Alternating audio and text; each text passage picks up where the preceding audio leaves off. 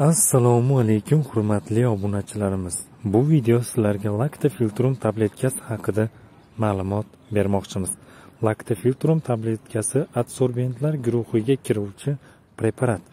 Adsorbentlar organizmdagi zaharli moddalarni o'zi bilan olib chiqib ketuvchi dorilar hisoblanadi. Preparat retseptsiz beriladi. Lactofiltrumning asosiy tarkibi 355 mg gidrolitik lignin va 120 mg laktuloza hisoblanadi.